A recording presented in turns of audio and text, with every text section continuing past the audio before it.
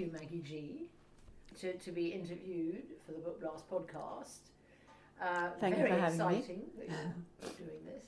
And we're celebrating your two latest publications with Fentum Press, Blood and Virginia Woolf in Manhattan. But of course you're an author of 15 books. So, shall we start from the beginning? You grew up in post-war Dorset and then moved to the Midlands. I mean, tell us a bit, before coming to London, what's the big... Yes, I suppose my first memory is of beach, running on a beach. That is probably significant since I've always been drawn back to the sea. But books are there very early on in my memory because my mother loved reading, although she was one of 7 children, working class family, no money for her to go to university, but she loved reading and she read to me from the very beginning and I loved it passionately. Unlike my elder brother, I did not want to learn to read because Mummy did it. I wanted to sort of close my eyes and listen to the story, and those stories were so real to me. I think partly because post-war Britain was quite bleak and modern children would just not understand how few things there were in houses. And therefore, books with these wonderful pictures and textures and probably princesses and jewels and fairies and all of that. And monsters, which of course in a sense they're always there at home because you're frightened. You're always, to a certain extent, children are frightened or have nightmares. So the world of reading was amazing for me. So I do tend to remember, when I think about childhood, I remember Robert Louis Stevenson's A Child's Garden of Verses. I adored A. Milne. Those wonderful rhythmic poems, which I think really got rhythm in my bloodstream. That's why my writing is still very rhythmic. And I still love writing poems because now we are 6 and when we were very young. And Hans Christian Andersen, the most wonderful author, the most magical author, the author whose glorious fables. I mean, every politician banged to rights in The Emperor with No Clothes. The fraudulence, the hypocrisy, and the fact that it's the audience who can't believe their own eyes and therefore don't tell us that the emperor has no clothes. Well, our politicians now have no clothes. Ugly Duckling, the story of Hans Christian Andersen, who came from nowhere and with nothing and became really the greatest storyteller the world has ever known. So that was my childhood. And of course running around, because in those days you ran around. And I had a brother, so I did boys' things really. But you ended up at Somerville in Oxford. I did, yeah. So all of that, well, early reading enthusiasm, you had good teachers. So I had good teachers, good plus schooling. My parents were 2 very bright people who had not had the education that they deserved. My father did do an external degree, but he was a very bright man, and my mother was more verbal than him in a way. Terribly funny woman. And so they put all that, they projected onto their children their own desire for education. And these were times when you could be educated for free.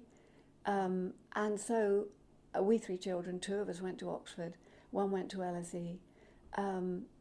And in a way, I felt there was too much pressure. My freedom was about writing and reading. I did not enjoy academic language. I always saw it was a kind of fiction and a sort of power game. And I longed to be writing my own stuff. So I was very happy. I mean, Oxford gave me confidence I'd never have had, I think. Honestly, coming from a village and without literary forebears, where would I have got the confidence? But somehow or other, getting this scholarship to Oxford was really important to me because it said, well, actually, you're bright, you know, and that was very useful. So you can do something in the world, can't you? You can be something. You don't have to live in a village.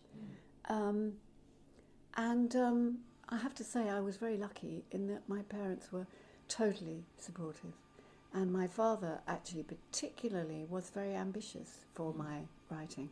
So I have to thank them for that. Good. They were supportive. You do need that, don't you? Yes, because that actually later on in our discussion, ask about this, how supportive editors were, but of course, or encouraging, but you need that encouraging before you get into the industry. You so to speak. do, and you that really need to be, even the supported best by, editor is not going to give you what your parents never gave you. Yeah, I think. And my father also said something wonderful to me, which was, it sounds silly, but it was just wonderful.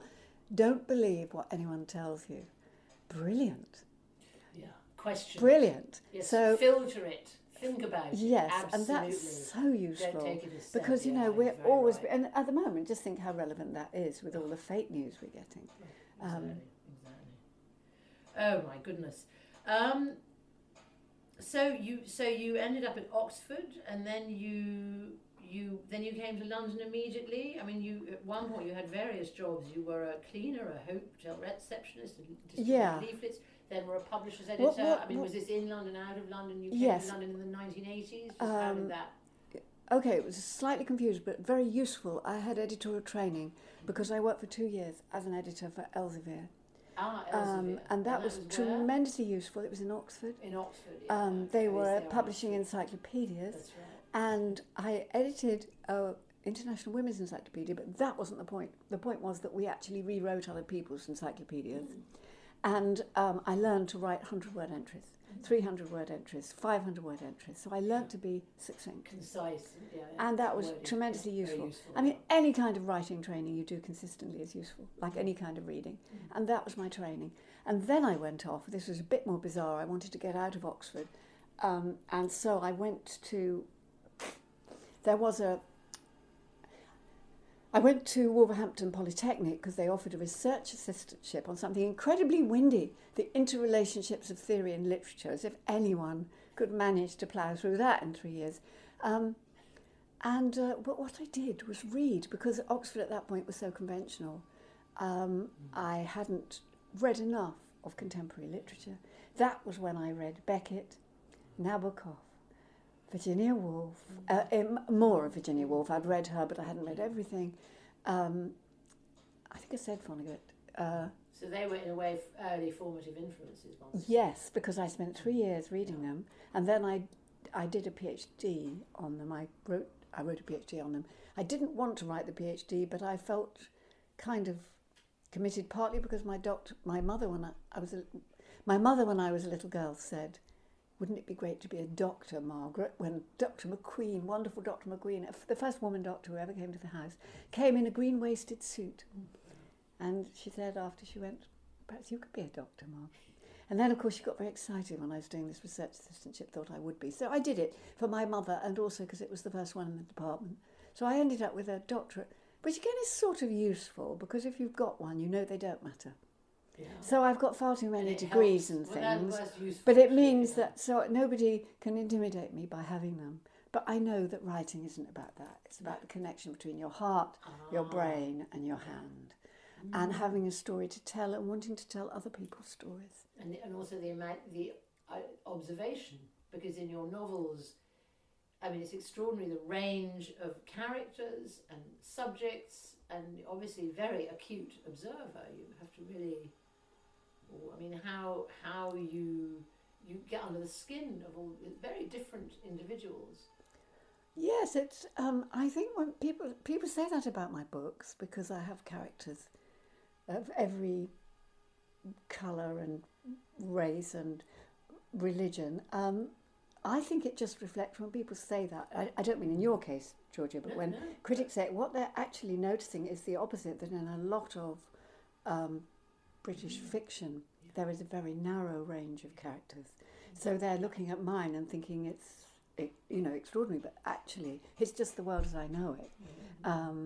I mean, I lived for 25 years in Kensal Rise, which is we're in Holland Park, in your amazing flat full of art, and this has got a very mixed population. Kensal Rise even more so. And then Wolverhampton also was very mixed, and you couldn't live there without seeing racism, without disliking it and finding it weird, basically, because of course once you make friends with people, you don't really, these things become less important than the things you share, I think. They're always... Well, also it's a lack of, what I'm always puzzled by is just a lack of curiosity. Yeah, I'm very curious. I mean, why? I mean, But yeah, I do love to try new things, and I think that's a bit of a problem in some cases for my books because they're all different. The market prefers writers who produce the same books. And I understand why, because then people know what they're getting. It's easier for critics because they can write the same review, slightly changed. But why would I do that? Life is short. And all my books have been slightly different genres. I think in a way you could say there are, I mean, some of them are about the living world and the threats to it. So some of them are really focused on climate change, but that makes them sound awfully dull. But that's and again, I've done them in different genres. The Ice People, yeah. Where Are the Snows? But Where Are the Snows is also a love story. But it's light years. They're love stories, but they're also always about love for the natural world, and they're very often about non-human living things. They are very important. And when you think about it, they were very important in Shakespeare because people lived among animals. They lived among animals. It's very odd, this new canvas where we are almost living in a monoculture because we've managed to exclude all the animals out of the house. Let's kill all the insects. So there's that strand, but then there's also a sort of satirical strand, which is a bit different. When you say why do we tell stories? Yeah. I'm sure we're all different. I think that we are all trying to understand. Yes. And in that sense, we're not so unlike scientists. But scientists try and understand via a series of rules, whereas we're looking at particular cases and the marvellous garden of particular cases, and we're trying to show those in detail. And by looking at them, perhaps we'll understand them. Usually also we're trying to understand things about our own lives that we haven't fully understood. And I think the reason why readers love and need stories is because they also need to understand. We need to make sense of the chaos of our lives. And because all lives have a lot of happenstance in them, because our bodies are frail and break and die, we want to understand things as not totally pointless. We want some pattern, and I think storytellers, even when you're telling a sad story, reassurance in a way. Even when the story is sad, if it has a shape, it's bearable. But to go back to what we were saying about satire, I mean, which you excel at it, because particularly for women, a way to get certain messages across through satire. So you're kind of getting quite serious, perhaps even quite painful stuff across, but in a sort of light way, so that. I take your point. I take a point, but I've never known what the message of the book would be before I wrote it. And as soon as you know that too much, I think that's when it turns into preaching.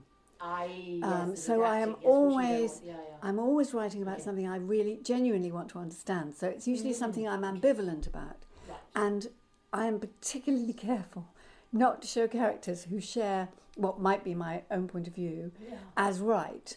So I tend to often satirise the characters who are most like me, as I do through Vanessa Henman, who is like a sort of very caricatural version in My Cleaner. And then also My Driver. And in My Driver, its sequel. One relates. My writer figures I'm always laughing at and with. I mean, the point is I'm laughing at myself. Yeah. You know, I think I make people uneasy by the fun in my books, but they have to understand. Self-deprecation is terribly important. They have to understand that I see myself as comic too.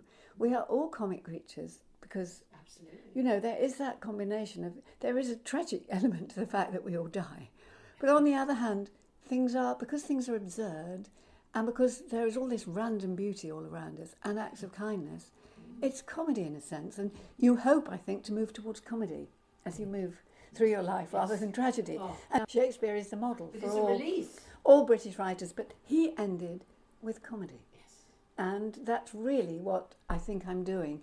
Although I think I've written a very strange kind of comedy with Blood, because I am dealing with something that is absolutely tragic and frightening, but I am doing it to make it bearable through a character who I gather is very funny, from the fact that even critics who haven't liked the book very much have said laugh out loud or hilarious. I know she's funny, She made me laugh as I wrote it. She's a very tragic, Underneath bittersweet character. Underneath it, she is, in a way, a tragic character. But she is also a very brave character because she is surviving a terrible family, and she's actually abusive father who's been aggressive and abusive to all his children, a mother who is alcoholic and indifferent, bullied though, and indifferent, but who may be complicit with the father. We don't really know, but somehow what Monica Ludd, a hero of my new novel, says is, I get up every morning and try not to be a maniac. And that's a great achievement. She is what you were saying about being self-deprecating, and that is a huge quality, as I appreciate in certain people as they get older, is the ability to laugh at self. That's true. She's also... that's what makes her so endearing, because she kind of is able to step back and make jokes about. She's this rather overwhelmingly tall, her large size, and jokes about her big breasts. And she loves her big breasts. She loves her big breasts. She loves being tall, and I enjoyed being tall. She's great fun. Did you enjoy being large and sexy? Yes, it was sort of great. Valkyrie figure. Oh yes, Very I loved Wagnerian. it. I loved it. Wonderful. This is the thing. Virginia Woolf makes a character in between the acts talk about our unacted selves, and says that's what drama allows the audience to live. And I think writers live their unacted lives, their unacted selves, through the books that they write. And the other important thing about Monica is that she actually achieves good things in the world. She doesn't just get up and try not to be a maniac. She's deputy head of a school, and she doesn't listen to any of the bullshit. She's not interested in the bureaucracy, but she really cares about the children with the most difficulties, and they of course remind her of herself. And she is able to handle the violence, whereas perhaps somebody else might be absolutely freaked out by it, because and that is that rather irritating cliche of turning a negative into a positive, but in a way it is that. It's how you turn negatives into a positive, and her experience is constructive and she's helpful to the children. Well, that's extraordinary. She also, at a very important point in the book, uses her strength and her courage in a way that makes it clear that this big body is not ridiculous, but big, strong bodies can be very helpful to women. In the era of Me Too, it can be helpful to be big and strong, and some of Harvey Weinstein's victims might not have been victims if they'd been bigger and stronger. Been frail, fragile. I know we have to wait for the court case, but, but still, it's not looking good, Harv. Very true. No. Looking, say, between Blood and My Cleaner, it's a different kind of violence, because in My Cleaner there's more, I would say there's almost more psychological violence in a way, or anxiety or hang-ups. Mother is quite abusive. Oh, the elderly mother. Vanessa is very abusive to that, so the controlling... Oh, I see Vanessa herself. She is oddly, and you wonder to what extent... Well, she's been neglectful, I think it's more that. Well, she's quite... But I personally found there was something quite disturbing about her level of control. There's something very narcissistic about her. The way she's very narcissistic. We always see that she's wrong. Yes. We always see that she suffers from it. Trevor is in fact a hero. This is the ex-husband who shows nothing but love and practical help. But he may come into his own in the next book. I see. I haven't read my and and Justin may escape in the next book, and all sorts of things may happen. Yes. And she may learn. And I mean, I think, you have a choice as a writer. You can redeem your characters or condemn them. Which is lovely. And some of them can only be condemned. But I bring lots of them back. But the murderer from the White family comes back as a man with a newsagent, a UKIP newsagent owner. How you get under the skin and inside the heads of your characters. It's really this very... Well, I live them. Managed to do that. I mean, this is like the thing. An actress. You mean you become them almost? This is the thing. Obviously, I am not Monica. Anyone would think that was ridiculous. I'm not Monica, and I'm kind of socially sort of worried about it. Monica has no social sensitivity at all. Right. So it's all the opposite. I wish I could barrel into a room like Monica, as I've said before. But inside me is someone who would like to be Monica. So although I am not Monica, Monica is part of me, an unacted part of me. Right. And all of these characters, I really think to be an interesting writer, you have to let all these parts of yourself out of the bag. Even with the villains, Yeah. none of Oh, us of are course. 100% angelic. We Oh, just of course have to not. find the cruelty in us, Oh, and then no. we can put that into something. Much better to put it in a book. Absolutely. Than Than act it. out somebody. And because you can somebody, both put it in a book and then you can sort of slightly punish it. Yeah. Or you Yeah, can very show how good. it goes wrong. So, yeah, if you don't live them and feel that you are them when you're writing them, I don't think it works. And, of course, empathy is partly about living other people.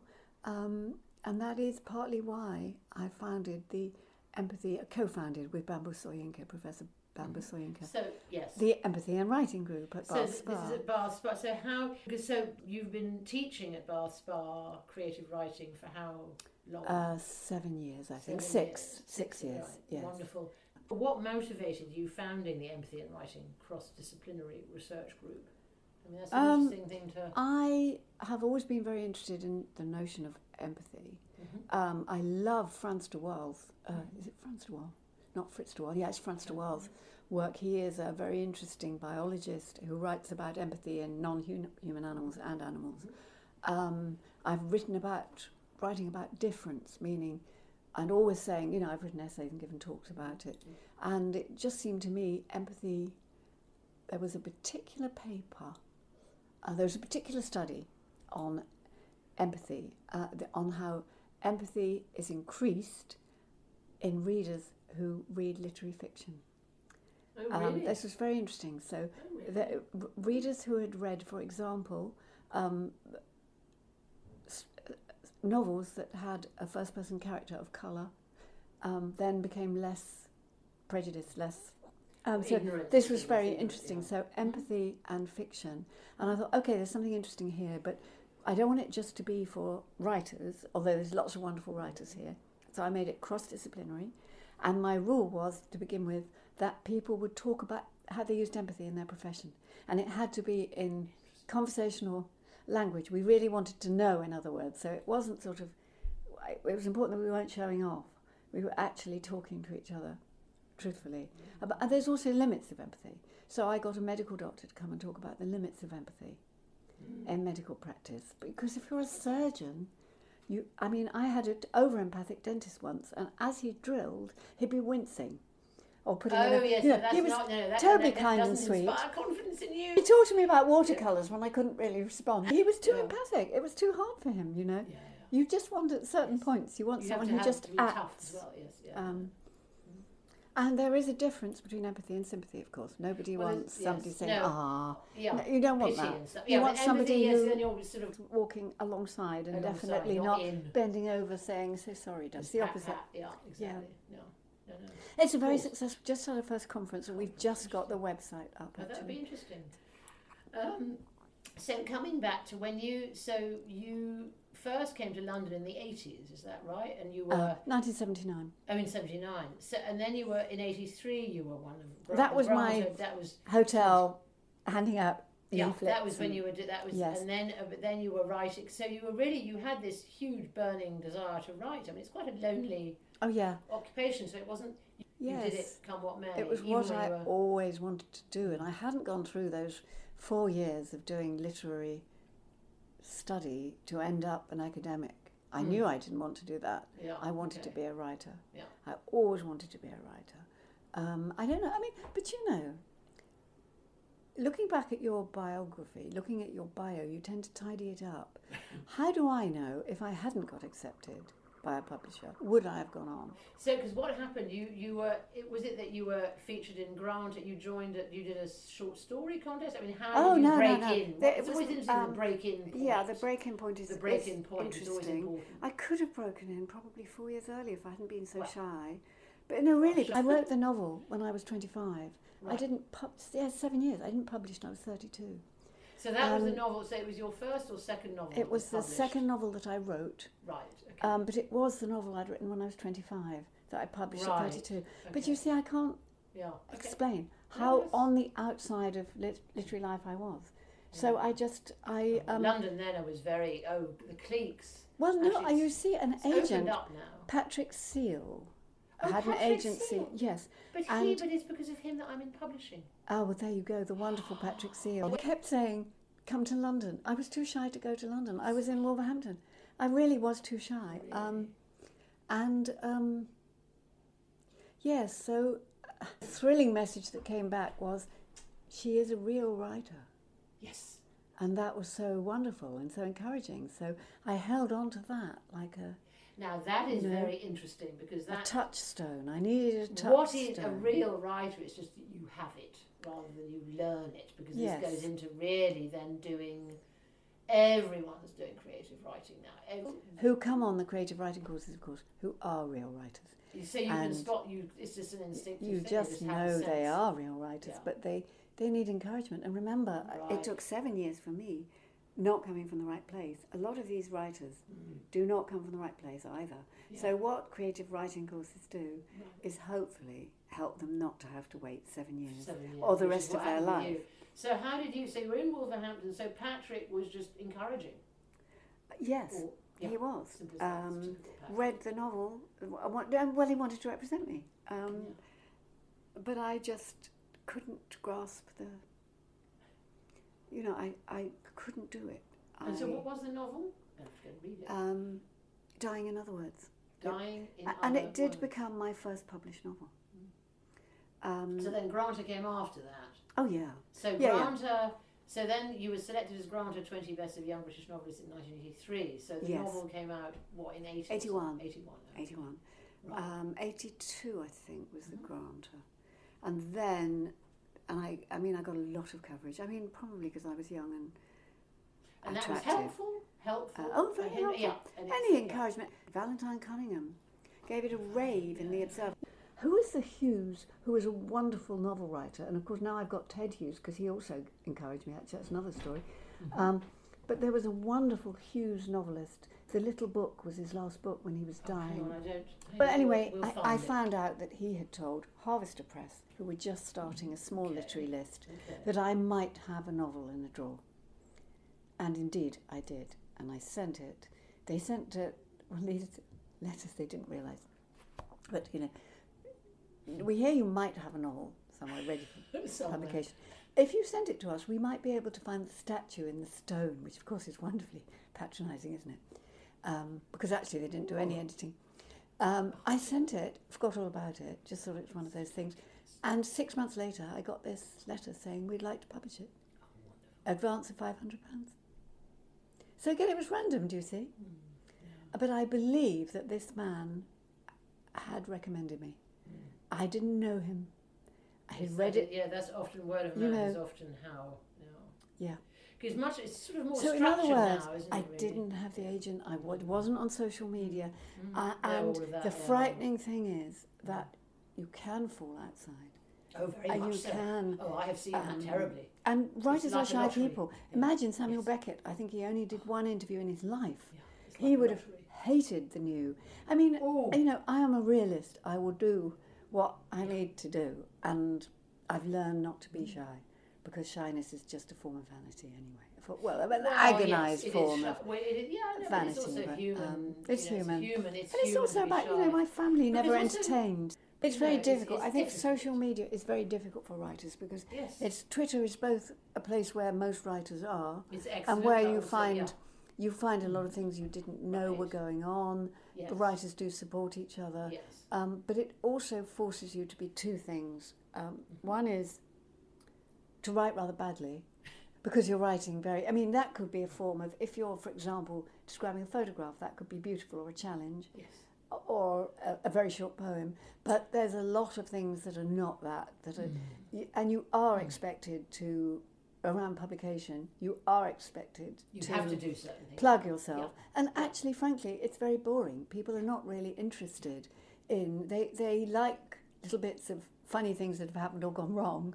But if you look at the difference between something that is actually a straight plug and something that is about the world, then obviously people, for good reasons, don't really like it. So you do it, and you see that people have, you see there's lots of impressions perhaps, but people don't reply because they don't care. And they don't believe it. And it's a sort of folly. And it's very distracting. You know, yes, well, that's you I guess, actually how have to often switch are you on off. it? I mean, are you quite disciplined? You check it occasionally. Yeah. The rest of the time, get off it.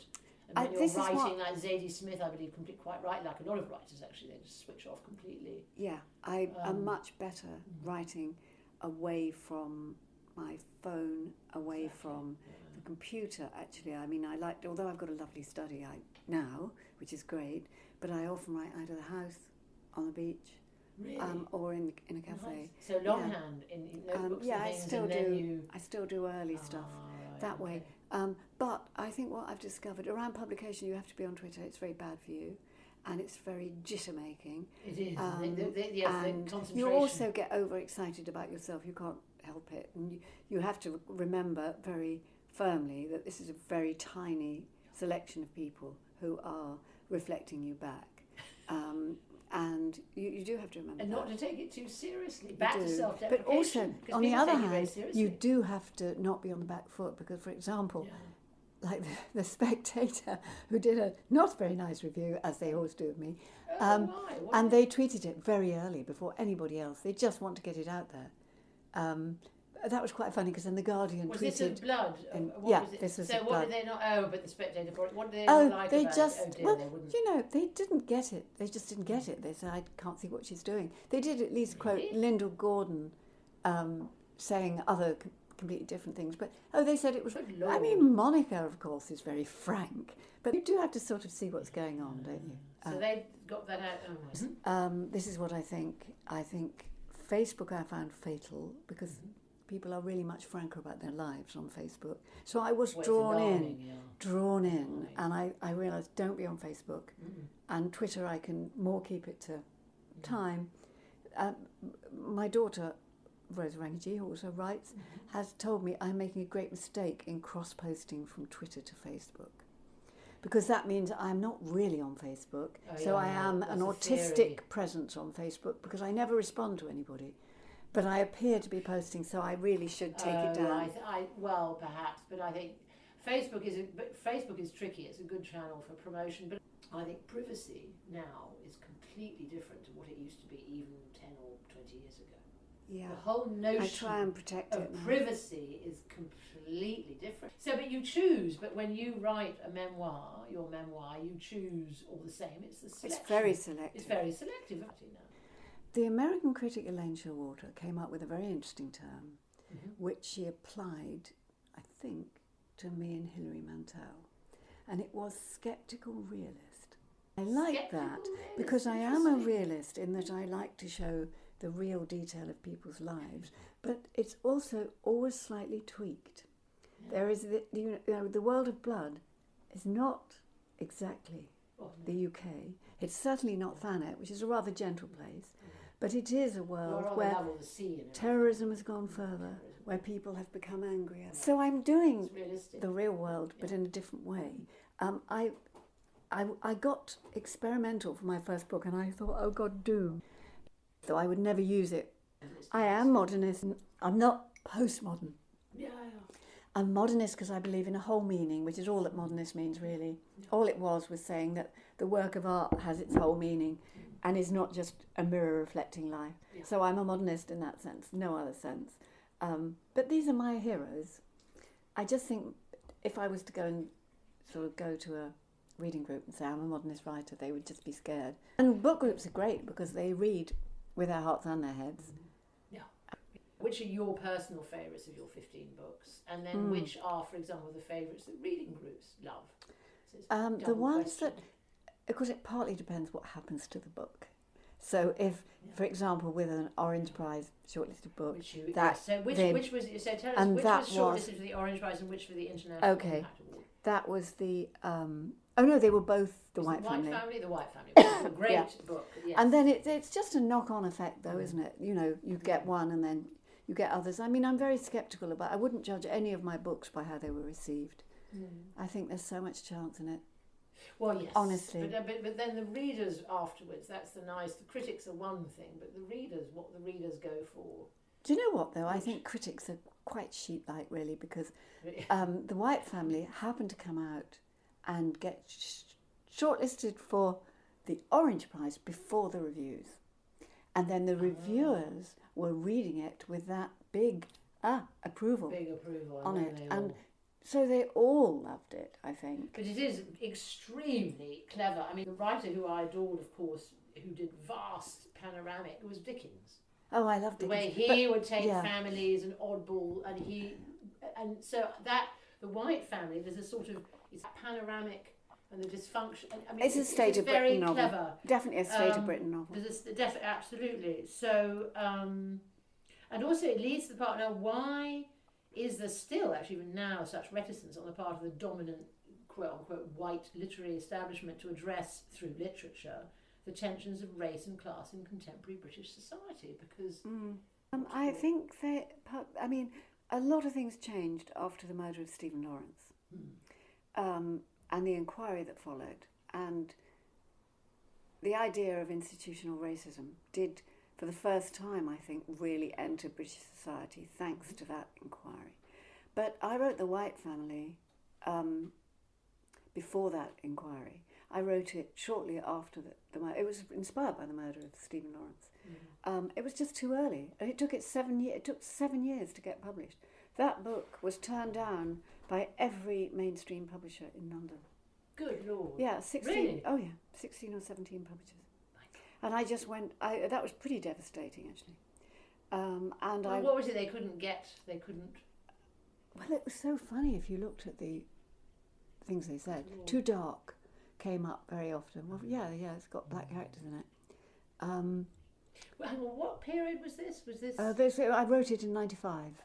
Well, this is actually when I was selling as an agent Empire Windrush. Yes. It got turned down. That was rejected by a slew of publishers. It was edited by Nikachi Wambu, who was editor of the Voice newspaper. An editor at Bloomsbury said, he said to me, "Oh, blacks don't read. Who's going to buy the book?" Unbelievable. Which has had me just on the floor. And it was, of course, wonderful. Mike Petty at Gonance, who completely saw the point, did it. But Mike Petty. Yeah, he was wonderful. He gave me clever man. As an agent. And writer. So that's interesting. It was that kind of period. I think it was. Maybe the mindset is a bit less, but that doesn't surprise me. You were dealing with a subject that they didn't want to. And that was what was so wonderful about Psyche. And it was another writer, Maurice Fahy, Turkish, who and also Maggie Gee was fantastic. Oh, Maggie Gee, it was her who loved that novel. She was and the relief, I think the happiest moment in my whole life as a writer was when Maggie Gee phoned. Really? This book that had been turned down by everybody, 7 years. And I'd written another book in the meanwhile, The Ice People, for another publisher who'd gone bust. I mean, my life as a writer has been extraordinary sequences. But this is one of the reasons why I stopped agenting. I'm trying to sell some feminist noir that I want to translate. Well, so the publisher doesn't, they're like, and I'm like, but this is a riff. It's an angry French granny killing Nazis who try to rape her. It's fantastic. It's hysterical. Yeah, sounds great. It's feminist noir. Nobody's done that yet. Yeah, well, that's I've tried. Probably, I think that's what Monica is feminist noir. There's going to be a lot of it. It's great. Coming. It's a big. Well, you're feminist noir, actually, in a way. Oh, Blood is totally feminist noir. So the White Family. White Family. HarperCollins. It was the second book in a 2-book deal, and they rejected it, and then everybody in London turned it down. And then I did The Ice People for Richard Cohen Books. I thought, I've got to write myself out of trouble. I got fantastic reviews. Richard Cohen Books went bust on the day of publication. So the publication party was The Wake. And they just got enough money from the books to pay the staff wages. Then Metro Books bought it, did it as paperback, sold about 35,000, the biggest sale I've ever had. Fantastic. And they went bust. Oh my God. So I didn't get the money for that. I mean, it was hilarious. And then but I just kept going. Yeah, and you then have to keep on trucking. Maurice Fahy always really believed in The White Family and thought it was a wonderful book. He sent it to Maggie Gee, and she phoned up at 4:30 one day, a beautiful day, and said, "Yes, I love this book and I think we want to publish it." Best, such a wonderful day. I walked down towards Kensal Rise High Street, and the sun was red on the building at the end, and I just thought, life is opening up again. It's blossoming. Because I don't know that I could have gone and written another novel. It's hard. It's really hard without a publisher and at that stage without an agent. You've good resilience, that early encouragement from the get-go. I think that because it is, I've seen writers fall, they just can't hack it. They stop. They can't it's hack too it, awful. they drink, or well, they it's go too get pissed in hurtful. Soho. And after a It's bit, horrible. the other person who always encouraged me was Nick, because after I think about the 15th rejection or something, I said, well, look, they've got to be right. The book can't be any good. And he said, I still think it's your best book. And I got really annoyed with him. I said, it's no good, that's not love, telling me it's good when it isn't. But it turned out it probably was good. I mean, it probably was. But it doesn't make it that much better that it got the raves and everything, because I feel sceptical. I am so sceptical. You can see why I'm sceptical about publishing and prizes. I'm very sceptical. There are lovely people. Independent publishing. And you really do need readers. You need reader response. And I did learn from reader response on this book, actually. I realised that the book was, at first, in its very first version, it was bleaker than I meant it to be. And I realised that you have to make your characters do have to be loved. And so I really expanded the sense that she loved her students. I also showed that in a way she loved her father. This kind of metaphor, I'm really trying to say we need law. And in a way, Ginger, we need structure. He helps give structure to her life. Yes, he helps her to stop drinking. He does protect her from the consequence Ginger is an interesting character, of her actions. How you develop the men in your book, because quite a lot of the men are not too... Well, he's corrupt. But they're redeeming. He's corrupt, but he's clever. He's not completely bad just because he's corrupt. Not at all. That's what's good. And there's a very important moment. It's associated with badness, and it's not. Sometimes it's more subtle than that. There's a very important moment when there's been some sex between them, a sexual act between them, and he kisses her, and she's expecting he might headbutt her or something like that. And there is a moment of when she just thinks, oh, and there's a possibility of friendship between them. They can laugh together. They can dance together. And so there is something to work on. But nobody gets the 100% perfect happy ending. And, the country can't have that kind of happy ending. But on the other hand, all the Brexitish it would help if we didn't get rid of all the police stations, and it would help if we could be more rational about a lot of things, and we could love each other more. Back to the racism, how somehow... was it a glimmer of hope? We were saying, you were talking about the post-Lawrence and institutionalised racism. Suddenly there was an understanding and recognition that this is bad and this really exists. It really was helpful. Does one feel sometimes as though one is almost going backwards or not? Or is there something that had to come out? Well, it's in every society. I always want to beware of thinking Britain is more racist than other places. Each society is. Because, racism, classism, it's everywhere. And in a way, it's just people struggling to understand or defend themselves. But is it not also not wanting to look at themselves? I always feel it's a projection of fear, really. It's not wanting to look at your own fear and just dumping it on someone else. Also, I think it's very interesting that really Brexit, it seems to me, not for everybody. Everyone has different reasons. Those who want Brexit, they have very different reasons, so I don't want to simplify, but I do think that fear of the other, fear of foreigners, is very strong in this island race still. And when you have these vast gaps between rich and poor, and that really has increased so much since the 50s when I grew up, when you really didn't see, I'd never seen a very rich person, and we didn't see so many people on the streets, we didn't see homelessness, and we had no idea about wealth. I've never seen what you would call a middle class home. So these vast gaps between people leave the people at the bottom trying to understand what's happened to them. And it's very easy to spin to them a story. Foreigners have taken it because they see that something has changed since they were little. And they see it's a more plural society and they think it's the fault of that plural society. It isn't.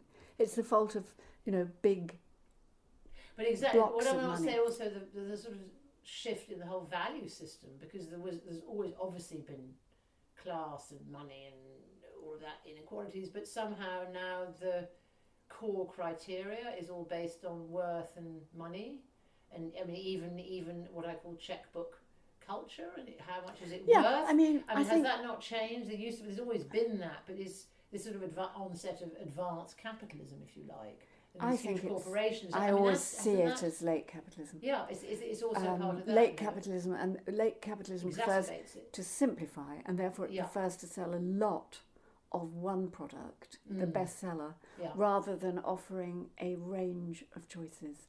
And which, of course, is to offer a range of choices is a way of respecting literature and respecting the variety of what people might want. But if you can sell a fable that these are the good ones, there's 3 of them, it's much easier to sell and market. However, I think in my work, what interests me is where power lies.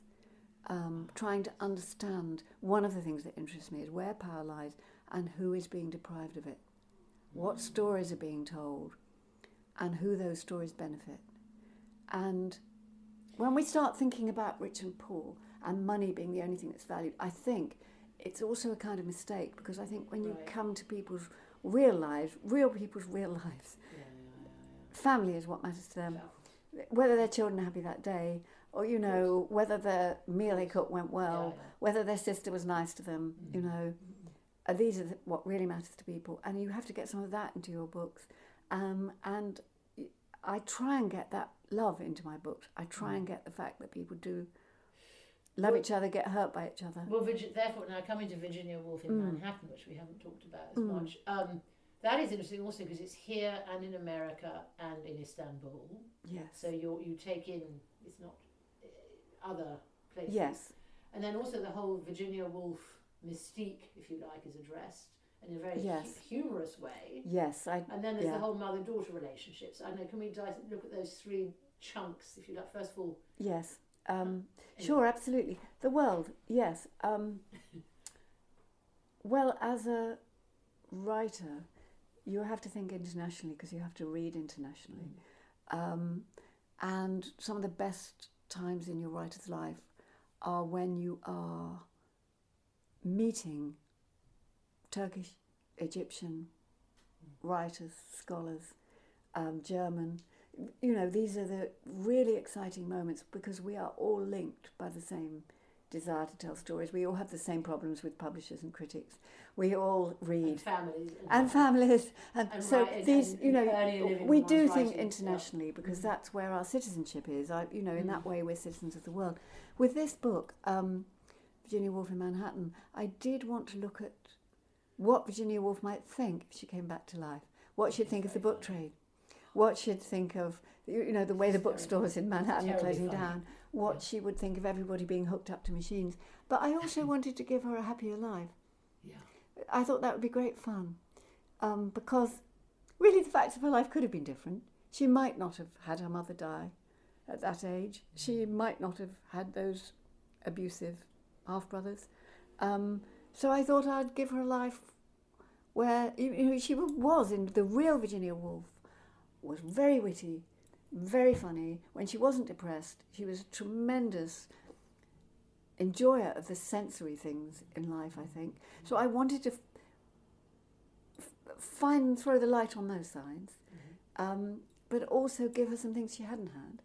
And I also thought that choice of killing herself, she got to 59 without doing it. Maybe if that war hadn't been there, maybe if she hadn't guessed that she and Leonard, and they were on the Gestapo's list of the first people to be rounded up when they came to the UK, maybe if those things hadn't come together. And she was also terribly afraid that her last book was no good. This is the worst thing to think about, because even Leonard didn't really think it was very good. Between the acts, it's a work of staggering genius. But all those things came together. And she killed herself, but I think she might not have done. So I'm doing a thought experiment where she goes on living, and she has 2 lovers in Turkey, and she also inspires... the fact that she ends up in Turkey. Yes, well, Istanbul, they love her there, and that she's very important there to women. And so I bring her together at the end with young women and young men readers who love her. They love her in Turkish universities. And I talk about freedom, and I talk about a room of one's own. So it's a love letter from me to Virginia Woolf. And it is also about mothers and daughters. Well, you see, that's, yes, now that side of it. And about the neglectful mother. My daughter. You and your daughter, and then also she's a writer now. I mean, how does that... Yes. the personal informing the Okay, so my fiction. daughter was the first person to read it because I wanted her to okay Gerda. Because Gerda, my relationship with Rosa is nothing like the relationship between Gerda and Angela. No, really. But I used lots of Rosa's best lines are in the book because she's, we've always messaged each other a lot and we've always had a very verbal relationship. Even when she's on her way home and we're having jokes. Yesterday we probably messaged each other about 10 times, although we also saw each other. So Gerda is also the brave girl from Hans Andersen's The Snow Queen. The girl who goes out round the world to save the little boy. So she's not the princess from the fairy stories. She is the active, brave girl who, motivated by love for a boy, she goes around the world and she finds him and her warm tears fall on little Kay, and the splinter of ice melts and they walk out together into the world, into perpetual summer. So it's the archetypal wonderful happy ending. And so Gerda is my hero. And if the elements of Gerda in Rosa are, I love all of Rosa, but I love the Gerda in Rosa. It was sort of partly a love letter to my daughter, I think, as well as to Virginia Woolf. Although, of course, there is a terrible mother in it, but I'm sort of saying, really, how many writers have been mothers? It's often been a choice that writers have not been able to make, whereas male writers have been able to have vast families because, they're brought up by... And the women who have managed to have children have often had servants, and probably not liked having them and not wanted to have them, but had them. Anyway, that's another... Thinking about the whole money, making a living, how is your work for the Society of Authors Management Committee, the government's Public Lending Right Committee and the Authors Licensing and Collecting Society championing authors' rights to fair pay affected you and changed your views on the writing life? I think I always had views on the writing life, and they encouraged me to go and work for those organisations. You volunteered for, all the first ones were voluntary. ALCS is a paid post, but we just need our organisations. They help you when the chips are really down. The Society of Authors helped me when HarperCollins broke their contract. I also had a grant from the Society of Authors when I got very bad repetitive strain injury and couldn't write for about a year. There's a Freemasonry of writers, and these organisations, we lobby for copyright. We make sure that copyright doesn't get forgotten with what's happening at the moment with the internet and coming out of Europe. We have to make sure that copyright stays strong. We have to make sure we're not pirated. We are pirated all the time. I probably get offered 3 or 4 pirate versions of Rosa's book, even now, a few years after it came out, every day. And writers need to be able to make a living like musicians do, but over the last 20 years, authors' writings have dropped I think by over a half. It's about 10,000 a year, the average, and that is really not distorted by the very, very high earners at the top. And I think if you look at the median earnings, if you look at the what most people earn, and they're also the number of actual professional writers, meaning professional very narrowly defined as writers who only write, is vanishingly small compared to what it was 20 years ago. Why are so many quite well-known writers teaching in universities now? Everyone knows. From Philip Hensher to Tess Hadley to, they're... Because your Granta 20, a lot of them, how many are still around in the writing life or teaching or gone on something else? Some of them died, of course.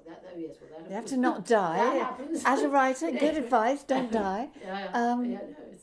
Well, how many of them are still around? Some of them have done so well. So it was fun to be in that group. And Will Boyd, for example. Martin Amis, Julian Barnes, Rose Tremaine, Pat Barker. So they're all doing. There all weren't doing many pretty well. women. Yeah. I think one of the women has died. One of them doesn't write much anymore, but some of us are still going. Good. So that now, Blood. What are you working on now? Is it that are we waiting to see what happens? Well, at the moment, I'm in that odd fuzz of publication. Yeah, well, so of course. you know, when you're actually being published, it's not a very creative time. But I am writing. I'm writing about Neanderthals. It's turned into a kind of fairy story. I've been researching it for 5 years. Including going to Gibraltar and going down into the cave there, which has got the only Neanderthal symbolic inscription that we know about. Very lucky to get to be able to see that.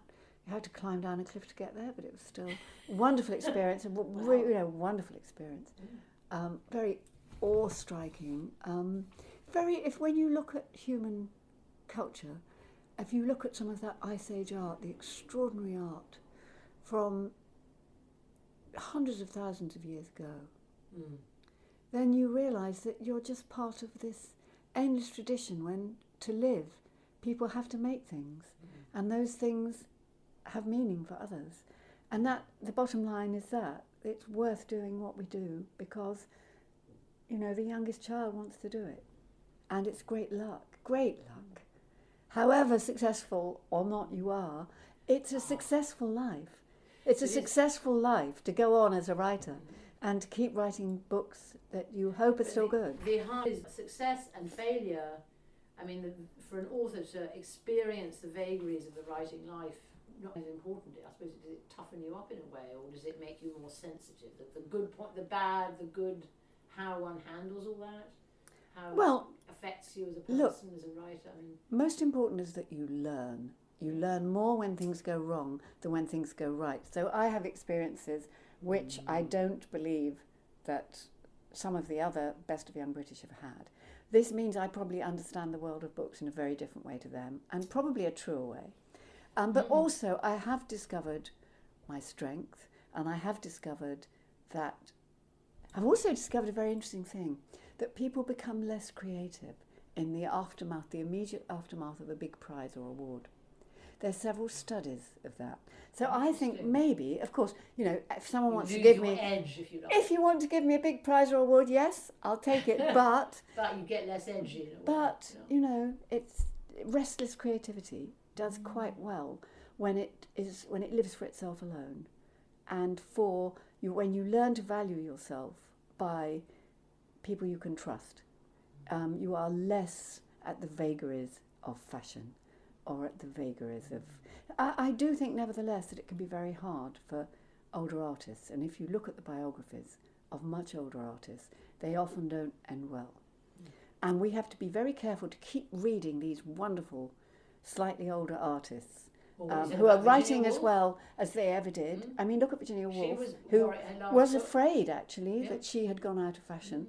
But there are some stunningly brilliant writers still writing, and we have to be careful to value them. I mean, Maureen Duffy.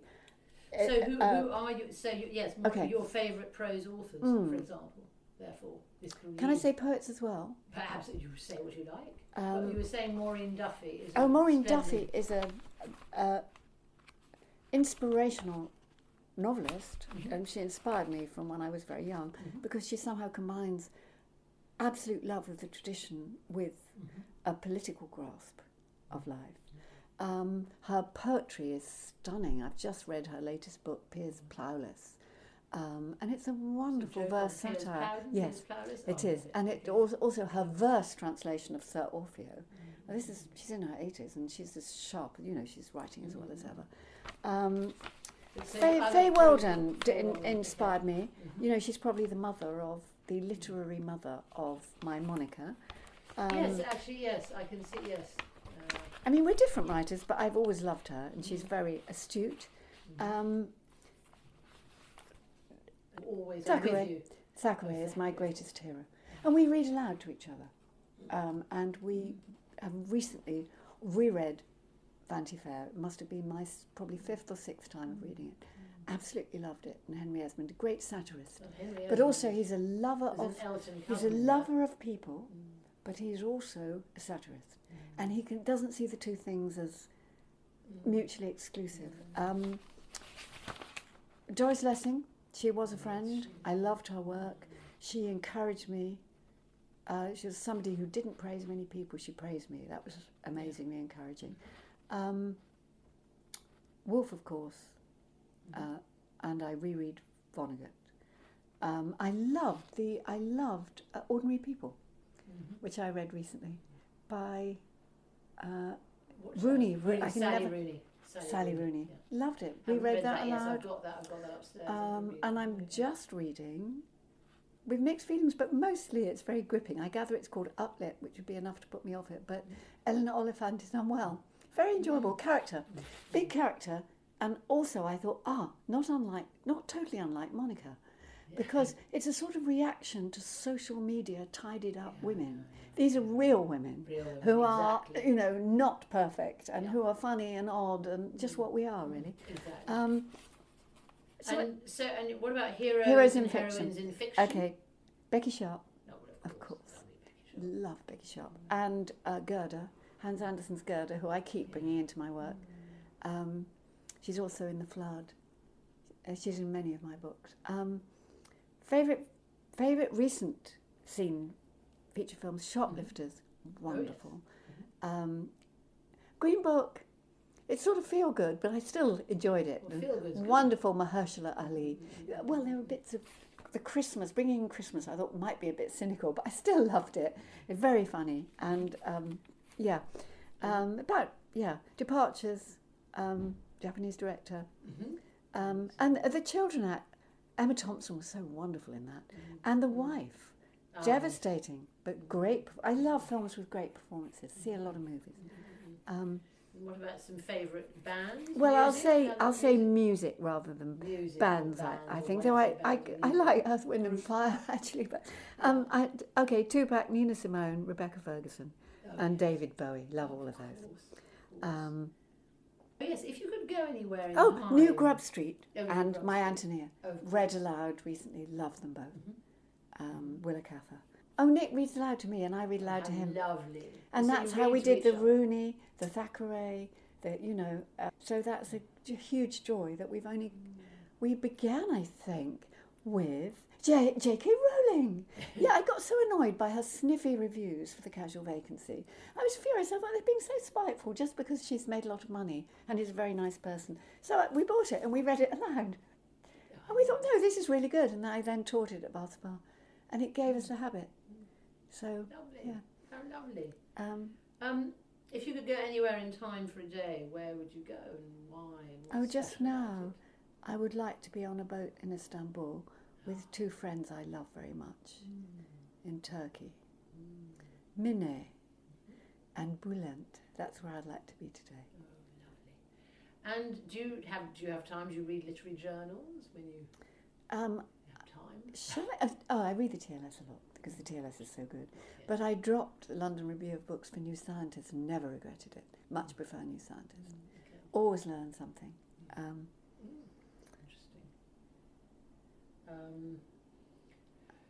And do you have a motto? I thought hard about this. Things that you say to yourself to encourage yourself, or when things are good, also to keep yourself. Try not to be afraid. Try not to be afraid. Because like Monica, I think I do tend to say what I think in meetings, but it's always hard, and my heart always beats. So I really try not to be afraid. And then people do think you're not afraid, but of course I am. And try to be kind. So those two things. And I would say ars longa, vita brevis. Except for fear of spell check if this is going to be written. Oh, that was a lovely interview. Well, look, thank you. Thank you so much. I really enjoyed it.